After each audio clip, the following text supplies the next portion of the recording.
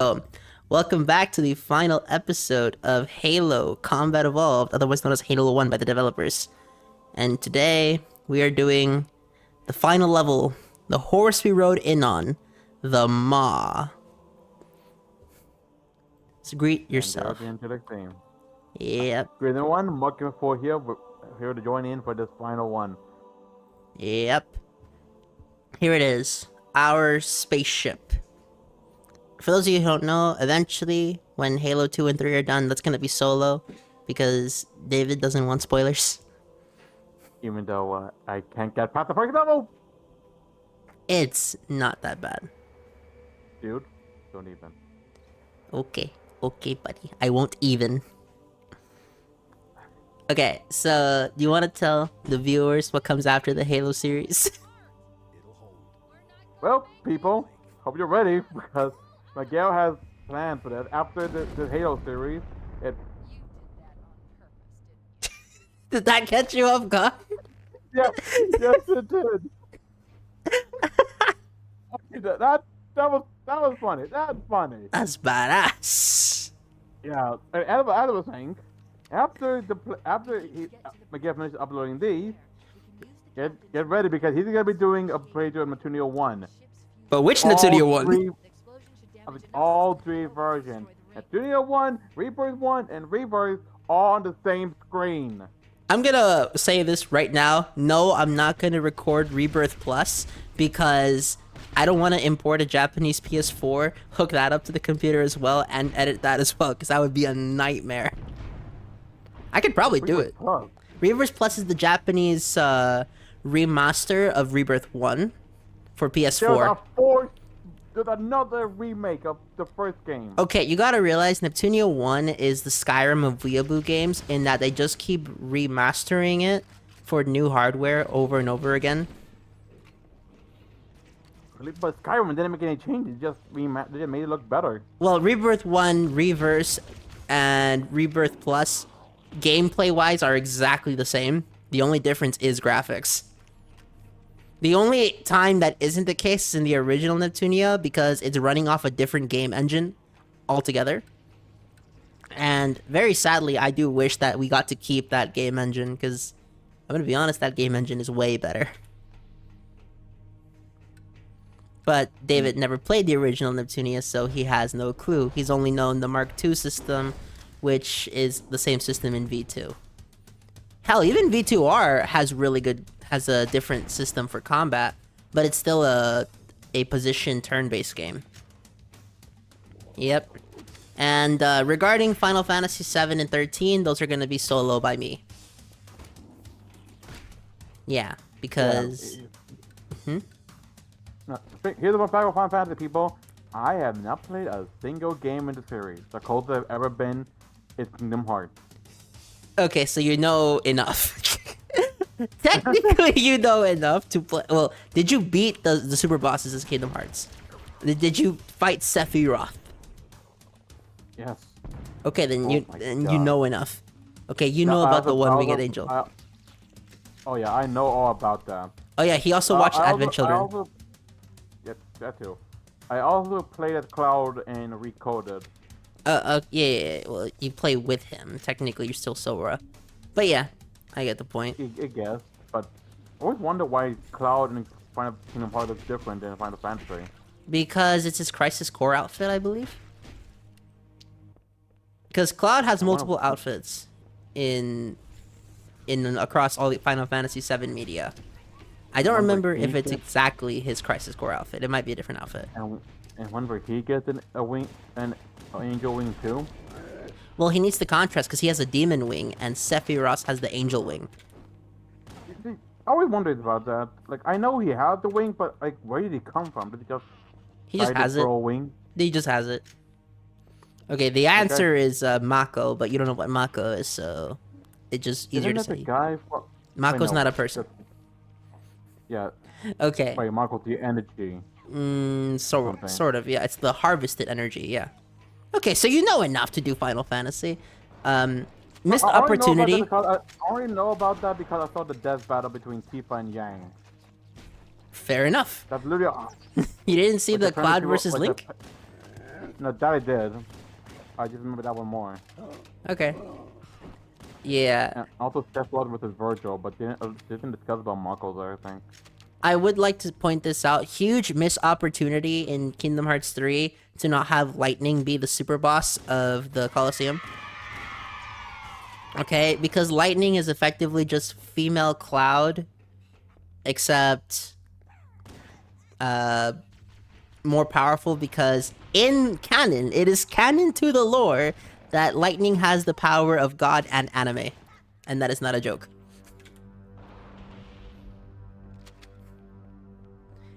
You see, David doesn't know if I'm joking or not, even though I just said it wasn't a joke. Yeah.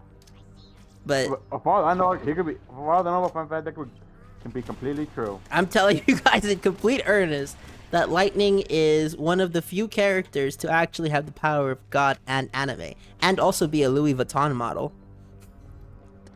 Yeah, that's the part that surprised me the most. That's the weirdest thing to end the series on, the 13 trilogy. And also, can we talk about the 13 trilogy's naming convention? Because we go to 13, okay, Final Fantasy 13, okay, whatever. But then we get Final Fantasy 13 2. Okay, cool. But then why is the third game called Lightning Returns? Does she ever leave? No! Lightning is the main character of the 13 trilogy. How did 13-2 end? It ends with Lightning giving some really weird philosophical speech, and then she turns herself into Crystal so that she can sleep for 500 years and wake up to fight the creator of heaven and earth. Maybe that's what it means to return. Yeah, but we play as Lightning the whole whatever. And also... Wait. So does this mean that any supporting cast in the first two are dead? No, because, well, God brought back Hope so that he can help Lightning on the quest. Zaz willed himself alive because he wanted to see his son again, so he willed himself to survive for 500 years. Vanille becomes a priestess in a church, and Snow really cannot get over the death of Sarah. Okay, I'm gonna say it right now. Snow, that man loved Sarah so much that after 500 years he can't get over her. That's crazy. Let me get this straight. People can just be immortal if they willed it to? Well, they need to become a l'Cie first, and then after becoming a l'Cie, they need to fulfill their focus. After fulfilling their focus, they can turn into Crystal. And then after long enough passes, they can will themselves back to life. However, if they fail their focus, they become a fal'Cie. And the fal'Cies are tormented monsters who have lost all their mind. And they live only to serve as slaves to the Pulse fal'Cie. I mean, the Pulse l'Cie. Now, what the hell a C is, I have no idea, but the USB cables suck.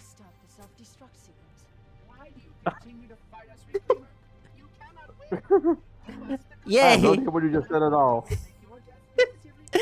I'm gonna point out that, okay, so people bitch about Kingdom Hearts. Nah. Final Fantasy XIII's plot is the most... What the hell were they thinking when they wrote this game storyline? Okay?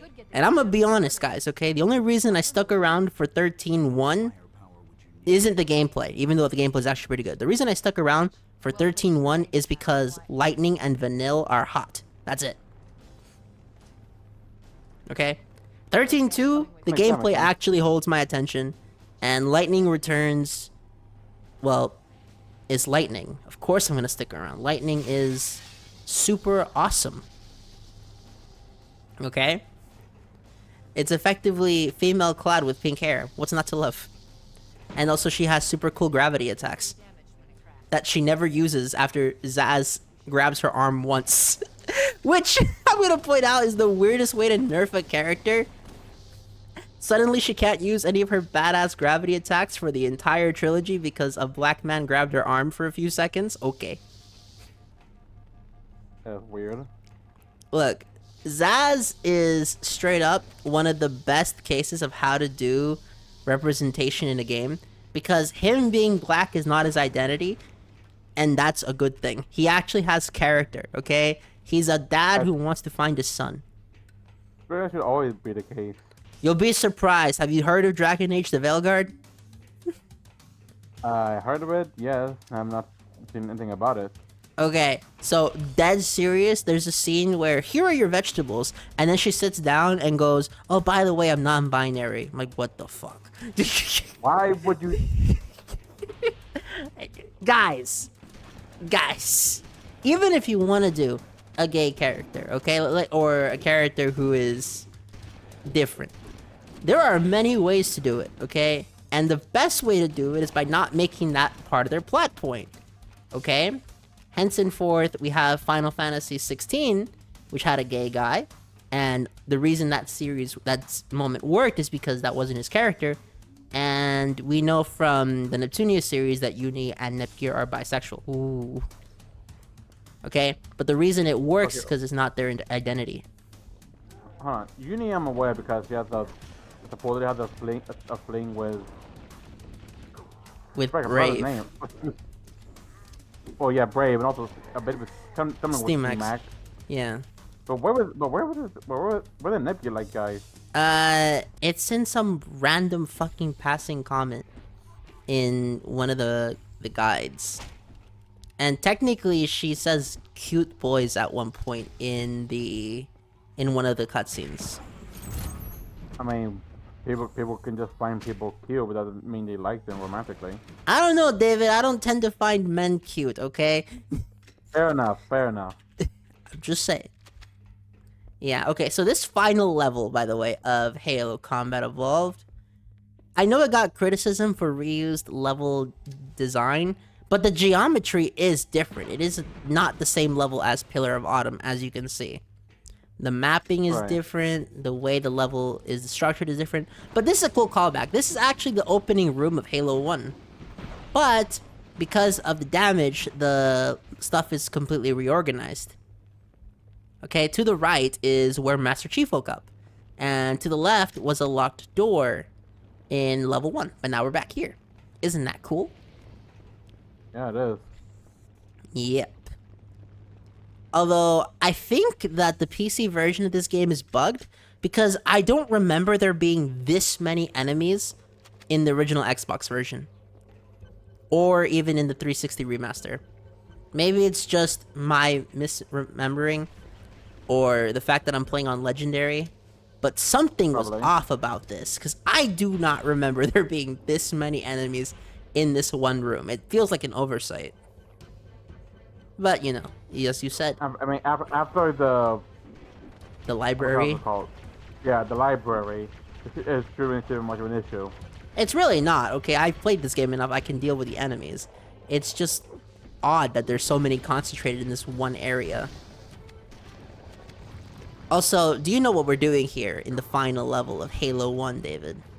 We're trying to stop Halo? We're trying to blow up Halo. Of course. What we're gonna do is cause a chain reaction.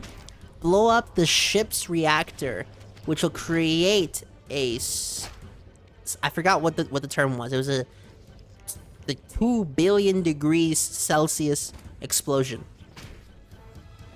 Okay? That sounds like it would eviscerate anything. Yeah, that's the point. But before it blows Including up... us. Well, no, because the Master Chief is gonna get on a saber and fly the fuck away before the explosion happens.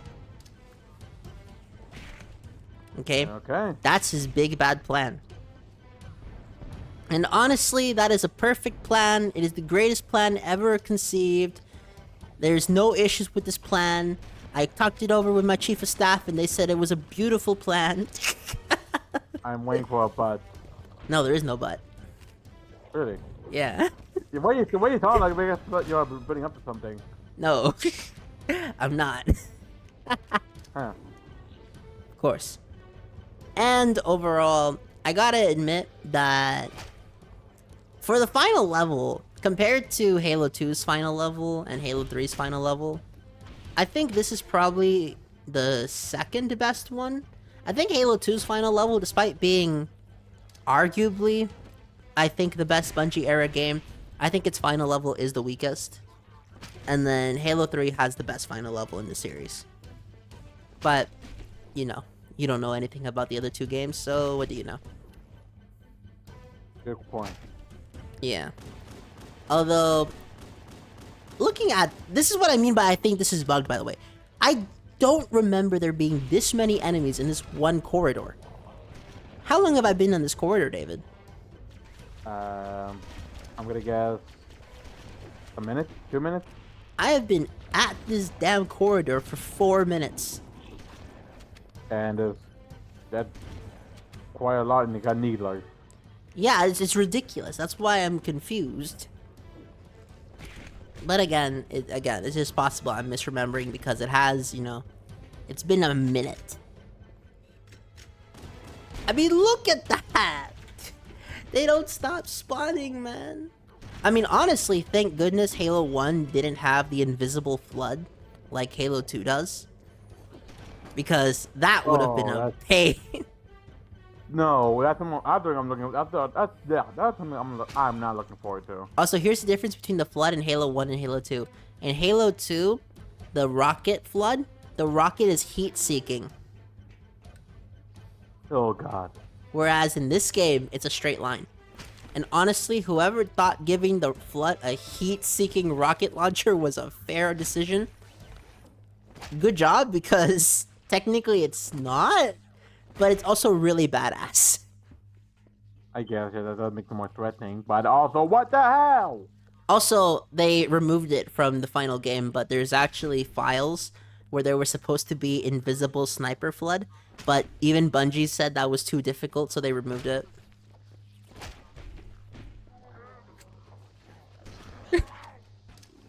That would be evil. That would be evil? Yeah. I mean, at least we know they tried to balance Halo 2. They're like, yeah, maybe that's a bit too hard. I think so anyways. But yeah, now for some reason, if I ever play Halo 2, I just can't play it on anything lower than Legendary.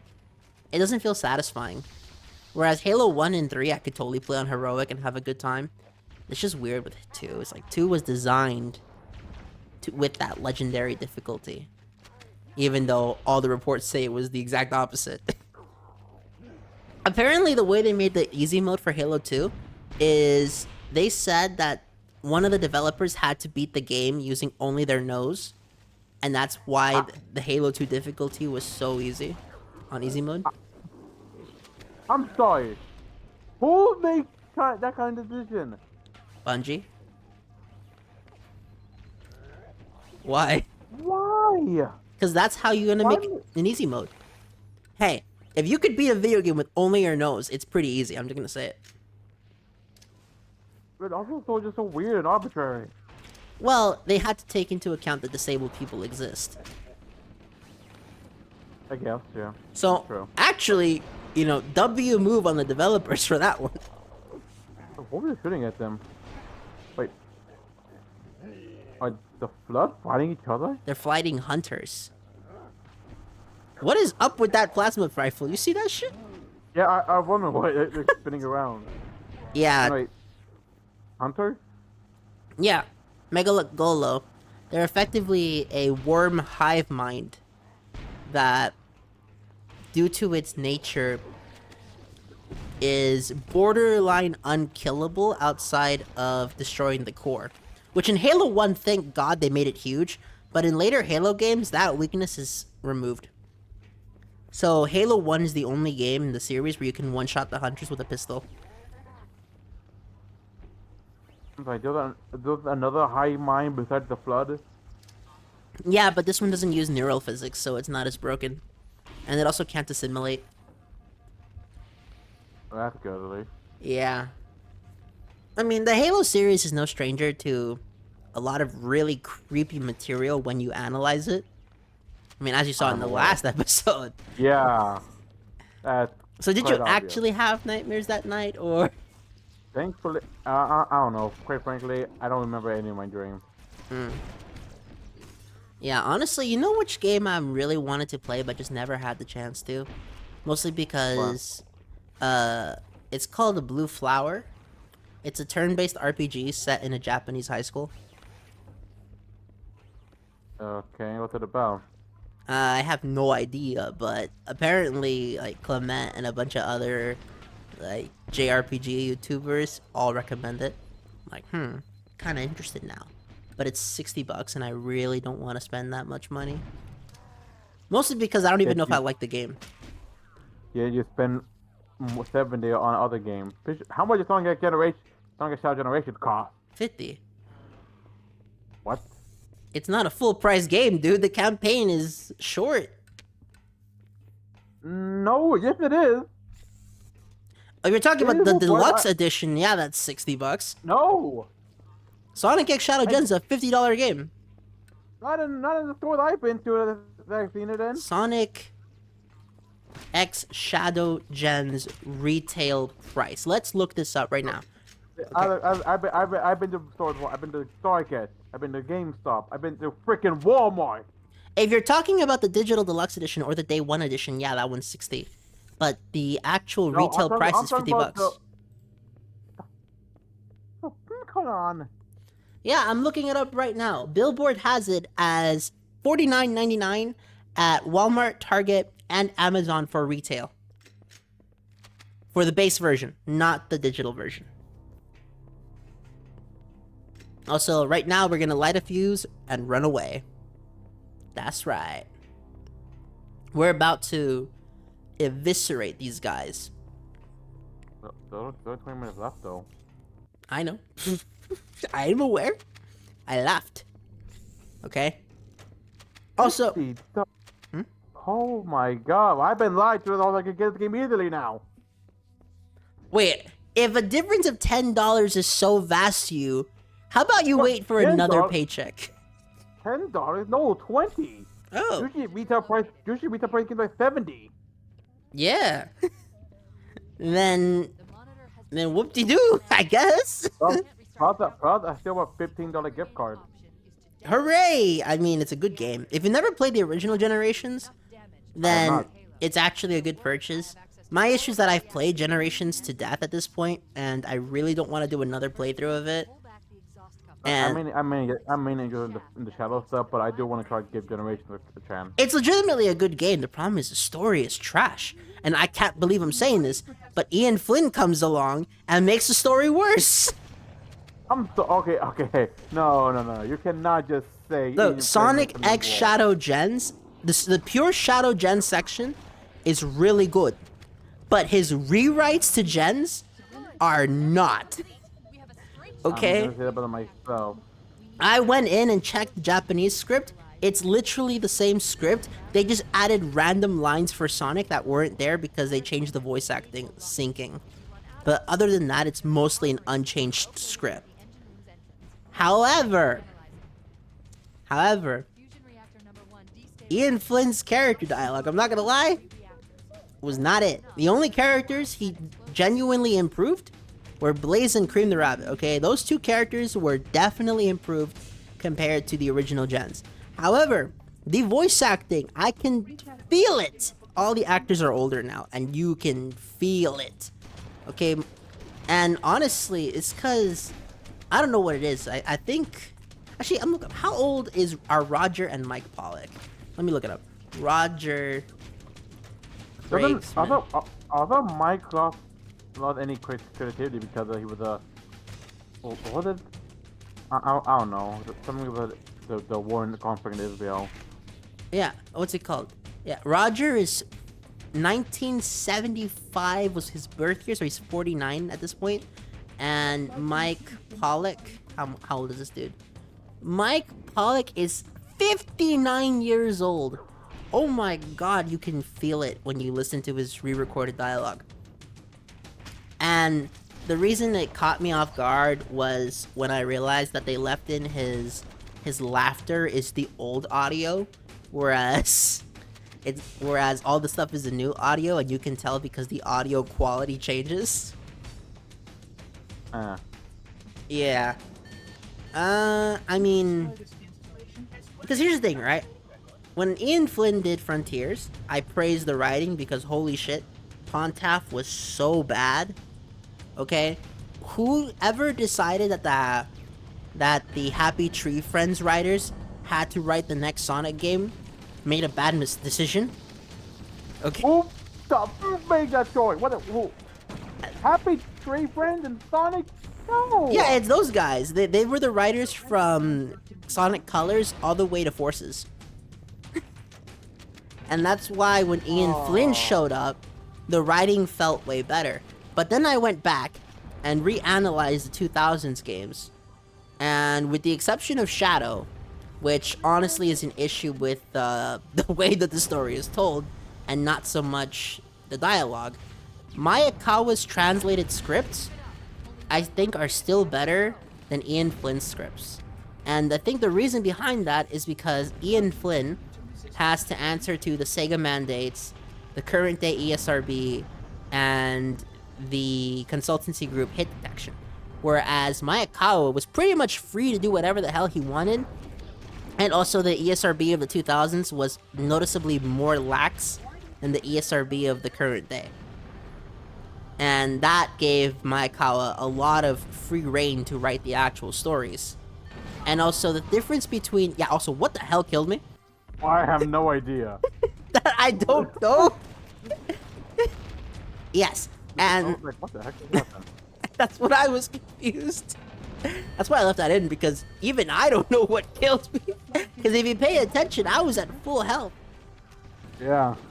Yeah. What do you think?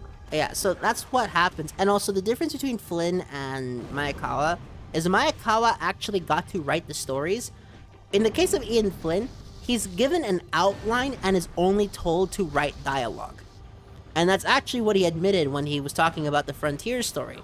Because technically speaking, Frontiers isn't Ian Flynn's story, it's Sega's story. It's the corporate suits. They made that story via committee. They only gave Ian Flynn reins to the dialogue, which is why if you look at the Japanese text of that story compared to the English text, there are two different stories. It's vastly different, yeah. Well, especially like how in the ending of Sonic Frontier they mentioned sex when That's not in Japanese it wasn't.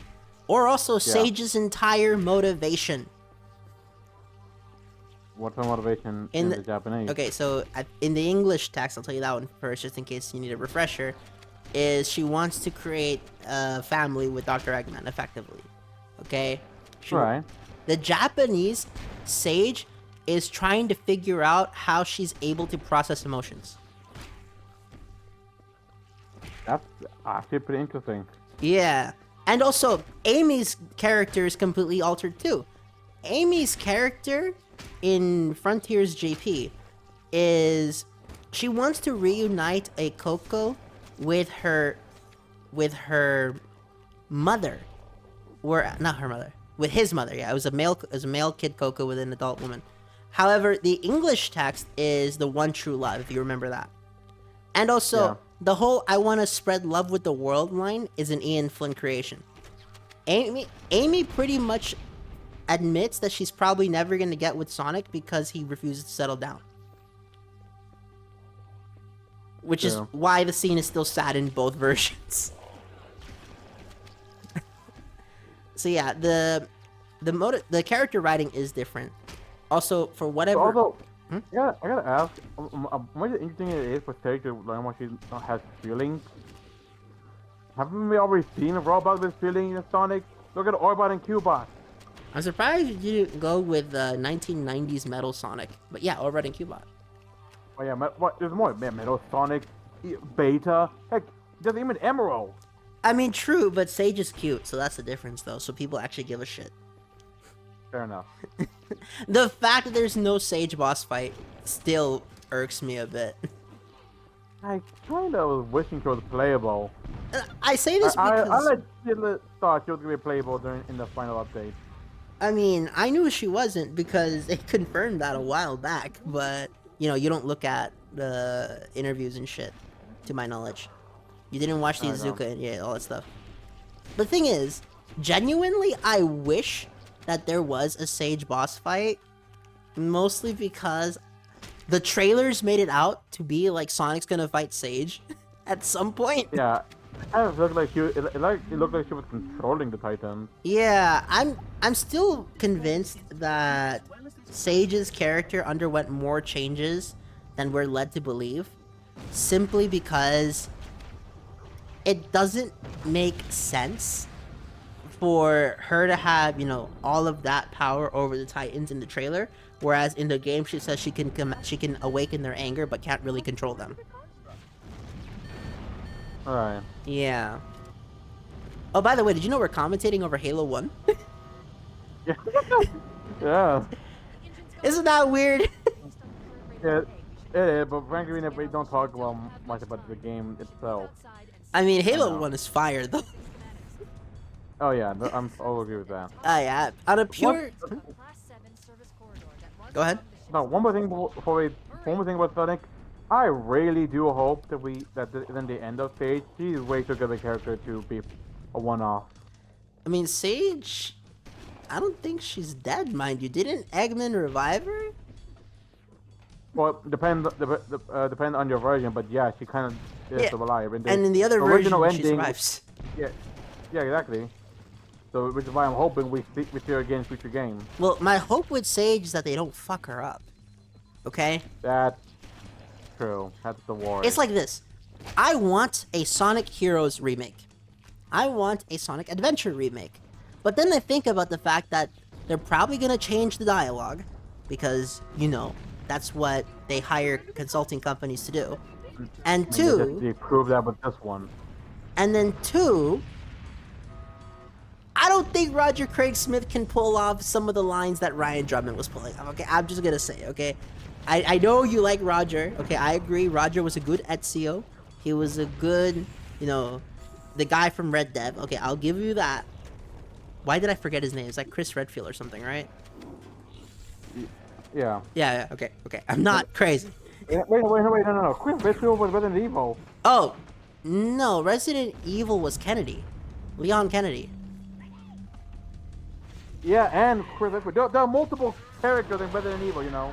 Right. Chris Redfield is one of them.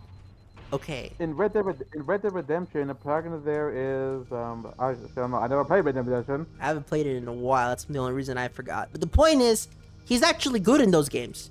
I just don't think he's good as Sonic. Okay? Every time I hear him as Sonic, with the exception of Kronos Island for some reason, he pisses me off. Because in the back of my mind, I'm thinking, this isn't what Sonic is supposed to sound like. At least in Kronos, you know, I could get the idea that, okay, it's a different tone, so maybe, you know, his direction's gonna be a bit more mute. But honestly, once we hit, you know, Chaos Island and Ares Island, he starts sounding like Pontaff era Sonic, rather than the Ian Flynn Sonic. Although, look, as much as I actually do give credit to Ian Flynn, he does have an issue of just repeating shit from the past. It's like, hey, remember when we did this? As his writing style. I guess, yeah. Yeah. He does rely a bit too much on nostalgia base. He does way too much. Even in the Frontiers prequel comic, he had Eggman going, "Get a load of this," you know, from Adventure 1. Yeah. Or, "No way, I can't believe this." And also the idea of Din Bristow lines being said by Mike Pollock just irks me the wrong way. But I think it's different for you because you didn't, you know, go through the games mostly in order as they were coming back and then going back to play the ones you missed. Not really, no. I never played it. I never even played Adventure. Oh, God, you're missing out. I think... I'm gonna be honest, I think the very first Sonic game I ever played was Sonic Advance 3 with a Game Boy, Hey, and then Sonic Heroes. Hey, Advance 3 is still fire, though. I'm not gonna disrespect it. Yeah. Okay. That's fair. See, that's the difference, right? Maybe for you, because in your... I'm gonna assume you would consider yourself a casual Sonic fan, right? You're not, you know, super... Yeah, I mean, I read the comics, but I'm not hardcore. Which is funny, because most hardcore fans don't read the comics. Like, I'm not gonna pretend I know every little thing about Sonic. Because I don't. Yeah. David is not a hardcore fan. You would know way more than me. Yeah. And that's the point, right? So for you, who aren't as invested into the lore of this series, okay? You know, we get made fun of for being the lore masters of a children's game about a cartoon rat, effectively, is what the stereotype was. Okay, or the whole Sonic autist joke from the early 2010s, late 2000s. You don't have that baggage here, okay? So, you're not like me who like replayed all the games over and over again. You can recite many of the cutscenes word for word, type thing. So when the character sounds different to you, you don't pick up on it like I do. And I think that's Yeah. where our difference in why I really don't like Roger comes in. But it's weird because I never had that issue with Ryan to Jason. Like, Ryan to Jason, even though they're different voices and you can clearly tell they're different voices, they still flow into each other. I don't know. And I don't By the think... way, we're playing. No, sorry, keep going. By the way, we're Keep playing going. Halo 1, yeah, I got it. Yeah. Sorry, I thought you were done, but keep going. Yeah, and I think this has to do with the fact that for some reason, I can listen to Jonichi Kanemaru's Sonic just fine, which is a Japanese Sonic. This is where Bowhammer is coming to pick us up. Sorry. And that isn't nostalgia for me, that's older time. Also, I do love this whole, you know, struggle in vain thing, because that ship is going down. Poor Bowhammer. She did not make it past this day. Dang. She was accompanying us on most of the missions via the comms. She was supporting us along the way, and that's how they take her out. It's so sad, don't you think? Yeah. I gotta point out, this driving section is really difficult. Okay, I may make it look easy, but I promise you, this driving section is hard. I believe you. Mostly because they haven't fixed the Warthog physics. Once we get to Halo 2, this shit becomes reasonable. Okay? The Halo 1 Warthog physics are, in one way, revolutionary for the FPS genre, but in the other way, dated pieces of shit. Like, this is probably my only complaint with Halo 1. This Warthog section. Mostly because the Warthog doesn't control well. Oh, I missed him. Yeah, there's a random grunt in that alleyway you can talk to, and he starts talking about nipples. What? Yeah. Why? Because he's in a panic mode. And that's so random, though. I mean, yeah, I would imagine. Yeah. I mean, the cinematics, though, for a 2001 era game, this looks really badass, don't you agree? Oh yeah, no, it looks amazing. Oh, yeah. Yeah, run into that fire. Because it's actually safer to do that than to go the straight path. Fun fact, going straight ahead is just going to lead to you getting swarmed by the flood. More I often mean, than to be not. fair, isn't it, if you're in a vehicle, isn't it possible to go through fire if you're in a vehicle? If you're fast enough. Yeah, exactly. You don't want to tempt it, though, because if that oil, you know, that gasoline catches on obvi- fire, Obviously, you're if you have the fucked. option to, you have the option to don't do it. that's an instant game over on life. Yeah, I don't think you could survive that. Wow. And that is Halo 1, David. Your thoughts on the story? It took a while to get adjusted to, but I actually pretty liked it. And it ends on a joke. What do you mean? This is it, baby. Hold me. How's this a joke? Well, it seemed like one, but then it just got emotional. Yeah. Kaboom. You see that? That is how you save the world. In style. Oh yeah. Okay, so let's go on to character discussion. Your thoughts on Master Chief first. Well, he kind of seemed like a pretty one-note badass kind of character, but no, he clearly has his own character than just being a badass. He has his own thoughts and such, so that makes him pretty stand out more. And what are those extra traits? I kind of say like back, well, I we just saw now how he just he crashed a little thing onto the ship on purpose, so for We're there was no reason to. We did what I we And guess. also, like back An when entire Covenant armada he and of Cortana first Terror found out invaded about Halo, they kind of We had no discussed things choice. and argued about it for a bit. Halo. It's finished. Yep. Yeah, I think we're just getting started. he has his own. Like I can't really describe each one since especially since it's been a while. But I can say Halo Master Chief's been one of the better first person shooter protagonists. All right, we're in agreement. Okay, then let's go to the second main character, the leading lady of the story, Cortana. Okay, yeah, I'm gonna say this right now. Every moment she was in was just a gem. Like I'm gonna say it right now. I just love hearing her talk. Like even whether she can be snarky, she can be emotional. She was just I just like everything. I just like her a lot. Like, right? I'm pretty sure you like her too, right? Oh yeah, I love Cortana. Yeah. Yep. Cortana, Bungie era Cortana is so good. Well written character. Actually has emotion. Is good for the plot.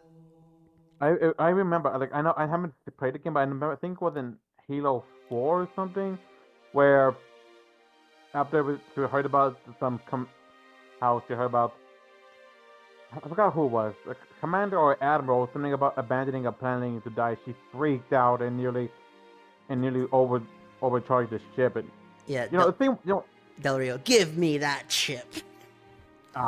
him ordering you to surrender that AI. Yeah, that guy. Yeah, Del Rio. And then there was the scene after where, like, after this, promise me we'll find out who's the actual Machine. AI or something like that. Yeah, Promise me you'll figure out which one of us is the machine. yeah, that was. I may not play the game, but that thing looked pretty good. Yeah. And honestly, how is it that after Halo 4, Cortana looks worse and worse with each game? They had it, man. Since Halo 1, they had excellent design. And they threw it away. Yeah. Halo 5 really began the why does Cortana look this way question.